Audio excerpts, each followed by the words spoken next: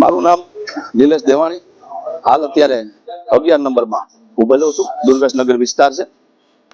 હવે જ્યારે સ્થાનિક સ્વરાજની ચૂંટણી આવી રહી છે ત્યારે 11 નંબરમાં આપણે બધા જાણીએ છીએ તેમ રઘુવંશી લોહાણા સમાજનું પ્રભુત્વ રહ્યું છે. લગભગ કોંગ્રેસ કે ભાજપ કોઈ પણ પક્ષમાંથી અહીંયા રઘુવંશી ઉમેદવાર હોય તે જીતી શકે છે અને જીતે જ છે, કારણ કે અહીંયા વસ્તી પણ એવડી મોટી છે.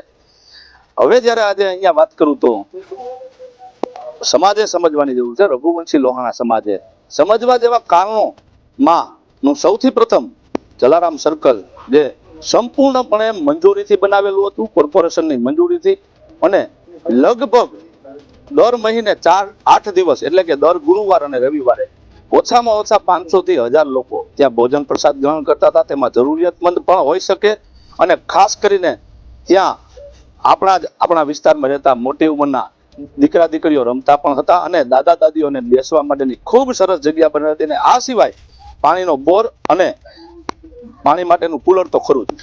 હવે ઓચિંતાનો મંજૂરીવાળા સર્કલને પાડવાનો હેતુ શું એ આજ સુધી સમજાયું નથી, પરંતુ તાત્કાલિક રાતોરાત એને પાડીને ધ્વસ્ત કરી નાખવામાં આવ્યું અને એક પણ સામાન કાઢવા પૂરતો પણ સમય આપ્યો નથી. આ તમામ સામાન નો પણ વેસ્ટ થયો છે, એટલે કે લોહાણા રઘુવંશી સમાજના દાતાઓના લાખો રૂપિયાનો વ્યય થયો છે.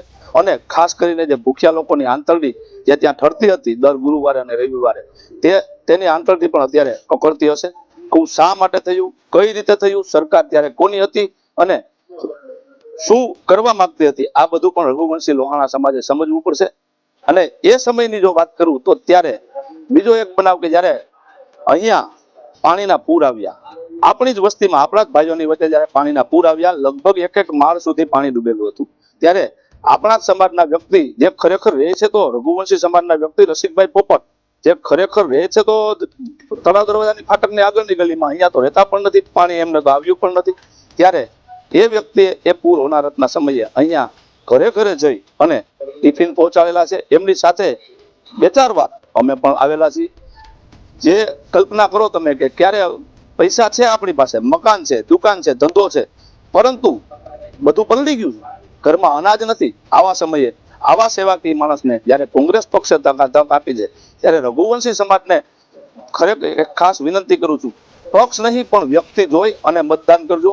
અને આવા સારા અને સેવાભાવી વ્યક્તિ જે એજ્યુકેટેડ છે એવા વ્યક્તિને તમારી વચ્ચે ચૂંટીને લાવજો, આવી જ અપીલ કરું છું.